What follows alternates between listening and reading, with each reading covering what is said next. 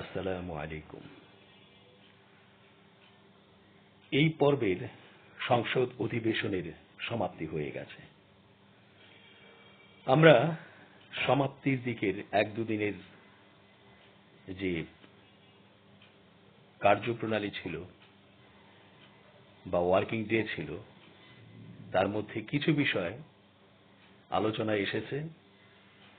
সেখানে যে আলোচনাটি খুব বেশি সবার দৃষ্টি আকর্ষণ করেছে তা হচ্ছে নাহিদ ইসলামের প্রায় আধা ঘন্টার উপরে দেয়া বক্তৃতা। সেখানে তিনি ওই যে 2024-এর 5 আগস্টে যে বিপ্লব হয়েছিল, সেই বিপ্লবের প্রেক্ষিতে মানুষের যে আশা আকাঙ্ক্ষা ছিল, সেই কথাগুলোই তিনি পুনর্বার ব্যক্ত করেছেন এবং তিনি বলেছেন যে এমন কি সমস্যা এখনো আছে যার কারণে এক হচ্ছে রাষ্ট্রপতিকে বদলানো যাচ্ছে না, এবং আরেকটি হচ্ছে ভারতের সাথে আমাদের যে সম্পর্ক। এই দুটো বিষয়, অনেকগুলো বিষয় এনেছেন, আমি এই দুটো বিষয়ে এখন আলোচনার অবতারণা করব। এর প্রেক্ষিতে মাননীয় প্রধানমন্ত্রী তারেক রহমান তিনিও কিন্তু অনেক কথা বলেছেন, উত্তর দিয়েছেন সুন্দর করে। তার সার যে কথাটি সেটা হচ্ছে, সংসদে দাঁড়িয়ে আমি চাইলে পপুলার টাইপের এরকম কথা অনেক বলতে পারি। সেটা বললে টেবিল চাপড়ানো এই যে ব্যাপারটি, সেটা আমার দিকেও আসতে পারে। অর্থাৎ আমার কথা শুনে সংসদ সদস্যগণ টেবিল চাপড়াতে পারেন, আমাকে সাধুবাদ জানাতে পারেন, আমাকে সাপোর্ট করতে পারেন। কিন্তু আমার এই চেয়ারটি এতই হট আর এতই রিস্কি এবং এতই দায়িত্বশীল বা দায়িত্বপূর্ণ যে এই চেয়ারে বসে পপুলার টকিং, পপুলার স্পিচ দেয়া কঠিন। বরং দায়িত্বের জায়গা থেকে কথাগুলো বলতে হয়, এবং যে জায়গা থেকে কথাগুলো বলি সেই জায়গাটি হচ্ছে প্রধানমন্ত্রীর জায়গা। একজন সিভিল পার্সন সে চাইলেই যে কোনো মতামত দিয়ে ফেলতে পারে, অথবা একজন সংসদ সদস্য যিনি হয়তো কোনো মন্ত্রিত্বে নেই, যিনি হয়তো প্রধানমন্ত্রী নন, তিনি তার কথা, অভিব্যক্তি, বক্তব্য দিতে পারেন। কিন্তু এই প্রধানমন্ত্রীর চেয়ারে বসে বা এর দায়িত্ব নিয়ে এখান থেকে দায়িত্বশীল বা দায়িত্বপূর্ণ আচরণ সহ কথা বলা ছাড়া অন্য কোনো পথ খোলা নেই। তারেক রহমান এইভাবেই বলেছেন। নিঃসন্দেহে তারেক রহমানের কথা চমৎকার, ঠিকই বলেছেন যে আমরা যতটা বলে ফেলতে পারি যে রাষ্ট্রপতিকে বদলাতে হবে এবং ভারতের সাথে সম্পর্ক আসলে আমাদের কি, যেখানে সীমান্ত হত্যা এখনো হচ্ছে, যেখানে এই যে সিলেট এখন ভেসে যাচ্ছে বন্যার পানিতে, এক হচ্ছে বৃষ্টিপাত হয়েছে সেখানে, সেটা তো আছেই, কিন্তু ভারত সেখানকার নদীগুলোর পানি ছেড়ে দিয়েছে, ফলে বন্যায় প্লাবিত হচ্ছে কিন্তু এই সিলেট অঞ্চল। পাশাপাশি উত্তরাঞ্চলে আরো বিভিন্ন জায়গায় নদ নদীর পানি কিন্তু বেড়েছে, এবং সেই বাড়ার পেছনে কারণ হচ্ছে ভারত একতরফাভাবে সিদ্ধান্ত নিয়ে পানি ছেড়ে দিচ্ছে। এই যে ভারতের সাথে সম্পর্ক, এখন নতুন সরকার বলা হয় যে গণতান্ত্রিক সরকার, তাহলে সেই সরকার কেন ভারতের সাথে এই বিষয়গুলো নিয়ে খোলাখুলি আলোচনা করতে পারে না? যেটা আমার কাছে মনে হয় যে তাহলে নাহিদ ইসলামের এই কথাগুলোর জবাব তারেক রহমান কিভাবে দিতে পারতেন, অথবা কি হতো জবাবগুলো। আসলে আমরা তো শুধু জবাব চাইছি না। তারেক রহমান একটা জবাব দিলেন, আমরা সেই জবাব পেয়ে খুশি হলাম বা তাকে বাহবা দিলাম, অথবা মনে সন্তুষ্টি নিয়ে চুপচাপ থাকলাম। পরে দেখলাম সময় গড়িয়ে যাচ্ছে, কিন্তু তিনি যেটা বললেন সেটা বাস্তবায়িত হচ্ছে না, তাহলে কিন্তু হলো না। ফলে তারেক রহমান যেটা কার্যকরভাবেই করবেন সেটাই তিনি বলবেন বা বলা উচিত। এখন প্রশ্ন হচ্ছে যে ভেতর থেকে আমাদের যারা রাষ্ট্র পরিচালনায় আছেন তারা চাইছেন কিনা এই দুটি ইস্যুতে, আরো অনেক ইস্যু আছে যেটা নাহিদ ইসলাম বলেছেন, আমি অন্তত এই দুটো ইস্যুকে নোটিস করছি। রাষ্ট্রপতি মহোদয়কে বদলানো, সাংবিধানিক বাধ্যবাধকতা দেখিয়ে নানা কথা বলা হয়েছে। বলা হয়েছে যে সংবিধান এখন চলছে ৭২-এর সংবিধান, সেই সংবিধান হাসিনা তার নিজের উদ্দেশ্যে নিজের স্বার্থ হাসিলের জন্য ব্যবহার করেছে সবসময়। এই সংবিধান আমাদের জন্য আসলে অ্যাপ্রোপ্রিয়েট নয়, এটা বদলাতে হবে। যাই হোক, যদি এখন নাও বদলায় তারপরও এই সংবিধানের ধারা নিয়ম মেনেই কিভাবে একজন রাষ্ট্রপতিকে বদলানো যায়, নতুন রাষ্ট্রপতি তাকে দায়িত্ব দেয়া যায়, কারণ এই রাষ্ট্রপতি অলরেডি ৩টি মেয়াদে রাষ্ট্রপতি হিসেবে থেকেছেন, হাসিনার সময়ে, অন্তর্বর্তীকালীন সময়ে এবং এখন বিএনপির সময়ে, অর্থাৎ এই বিএনপি নেতৃত্বাধীন সরকারে। এখন তাকে পরিবর্তন করার একটা দাবি তো খুব জোরালো ভাবেই ছিল, নিঃসন্দেহে, এতে কোনো সন্দেহ নেই। হাসিনার যদি অপরাধ থাকে, হত্যা, গুম, খুন, লুটতরাজ এবং আয়নাঘর, জুলাইয়ে মানুষ হত্যা, সবকিছু মিলিয়ে, তাহলে এই দায়ভার কিন্তু চুপ্পুর উপরও পড়ে নিঃসন্দেহে, এতে কোনো সন্দেহের অবকাশ নেই, কারণ তিনি রাষ্ট্রপতি ছিলেন। ফলে হাসিনার যে দায়ে দণ্ডিত, তাহলে এই রাষ্ট্রপতি মহোদয়ও কিন্তু সেই একই দায়ে দণ্ডিত হবার কথা। এখন সুযোগ এসেছে তাকে সরিয়ে দিয়ে হয়তো নতুন রাষ্ট্রপতি নিয়োগ দেয়া অথবা নির্বাচিত করা। সেক্ষেত্রে যেটা হতে পারে যে নিশ্চয়ই আমরা এই বিষয়টা নিয়ে ভাবছি বা কথা বলছি, এবং এটার যে আইনি প্রক্রিয়া আছে, সাংবিধানিক প্রক্রিয়া আছে, সেগুলো নিয়ে আমরা পর্যালোচনা করছি। আন্তরিকতার ব্যাপারটি যদি থাকে তাহলে তারেক রহমান প্রধানমন্ত্রী তিনি বলতেই পারতেন যে এটা আমাদের চিন্তা ভাবনার মধ্যে আছে এবং আমরা সত্তরই এটার একটা চমৎকার সুরাহা হয়তো দিতে পারব। এইরকম একটি রেসপন্স যদি আসতো এবং এই রেসপন্সের প্রেক্ষিতে যদি তিনি কাজ করতেন এবং একটা পর্যায়ে দেখা গেল যে এটা সম্পন্ন হয়েছে, তাহলে আমরা বলবো যে বিপ্লবের যে আকাঙ্ক্ষা ছিল গণমানুষের, সেই আকাঙ্ক্ষার বাস্তবায়ন কিন্তু হবে, তখন বোঝা যাবে বা হলেও বোঝা যাবে। এটাকে বিপ্লব অনেকেই বলতে চায় না, এবং যারা বিপ্লব করেছেন তারাও বলতে কেন জানি চাচ্ছেন না। বিপ্লব এই কারণেই, সহজ ভাষায়, যখন মানুষের অন্তরে অন্তরে একটি আন্দোলনের পুরো রায় সায় জেগে ওঠে, তখনই এটা বিপ্লব হয়। এই বিপ্লবে নানা ডিস্ট্রিক্টের মানুষ, নানা উপজেলার মানুষ, একদম ওয়ার্ডের মানুষ, মহল্লার মানুষ পুরো এক আত্মা হয়ে গিয়েছিল। এখানে লিডার কে ছিল, কে বলেছে কল দিয়ে, অথবা আঞ্চলিকভাবে কল দিয়ে, অথবা কমিউনিকেট করে, অথবা যোগাযোগ করে যে তোমরা ওখানে সম্মিলিত হও, বিক্ষোভ করো এবং সরকারের পতন আনো? কেউ কাউকে বলেনি। এখানে একটা টিম ছিল নাহিদ ইসলামের নেতৃত্বে, এটা ঠিক আছে, কিন্তু এই যে নাহিদ ইসলামের নেতৃত্বে এই টিমটি যা করছিল, এটার যে আদর্শ ছিল তাৎক্ষণিক, মানুষের যে চাওয়া ছিল, আকাঙ্ক্ষা ছিল, তার বহিঃপ্রকাশ কিন্তু এদের মাধ্যমে ঘটেছে এবং সকল মানুষ বাংলাদেশের তারা এক আত্মা হয়ে গিয়েছিল যে আমরাও চাই এক দফা হাসিনার পতন, এই রেজিমের স্খলন।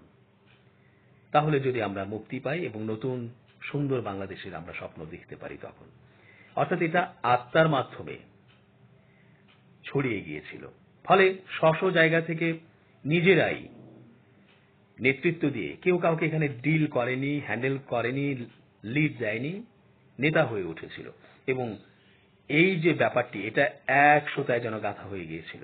ফলে এই তীব্র এবং খুব জোর আন্দোলনের প্রেক্ষিতে, জোর বিক্ষোভ ক্ষোভের প্রেক্ষিতে এবং আত্মাহুতির প্রেক্ষিতে সরকারের পতন ঘটে। ফলে এটা বিপ্লব, এটা অভ্যুত্থান নয়। অভ্যুত্থান তো ঢাকা শহরে হলেই হতো।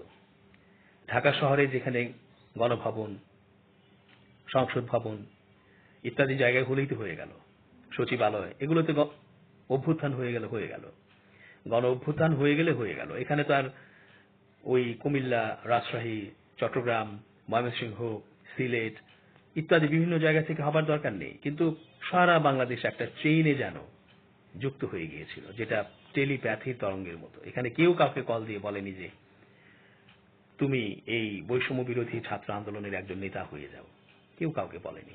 অটোমেটিকলি এটা হয়ে গেছে। যখন এটা অটোমেটিকলি হয় এবং অন্তরে অন্তরে মানুষের মধ্যে একটা চেইন তৈরি করে এবং একটা রেজিমের চেঞ্জ ঘটায়, একটা জগদ্দল পাথরের মতো বসে থাকা অবস্থার আমূল পরিবর্তন ঘটায় হঠাৎ করেই, তখন সেটা বিপ্লব নিঃসন্দেহে।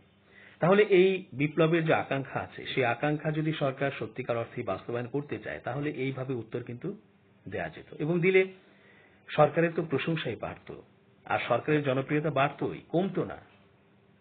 একইভাবে দেখেন যে এই যে বলা হয়েছে যে ভারতের সাথে সম্পর্ক, ভারতের সাথে সম্পর্ক আসলে আপনারা জানেন যে পররাষ্ট্রমন্ত্রী কে হয়েছেন। তাহলে যিনি হয়েছেন তিনি ভারতের সাথে যোগাযোগ রাখছেন নানা ইস্যুতে, তিনি ইনভাইটেশন পেয়ে যাচ্ছেন, সেখানে কথা বলছেন এবং সেখানে বিভিন্ন ভোজে অংশ নিচ্ছেন, কিন্তু সেখানে নানা চুক্তি নিয়ে কথা হচ্ছে। গুরুত্বপূর্ণ যে চুক্তিগুলো, যেমন অভিন্ন নদী, অনেকগুলো নদীর সাথে বাংলাদেশের কিন্তু যুক্ত আছে এই ভারতের সাথে।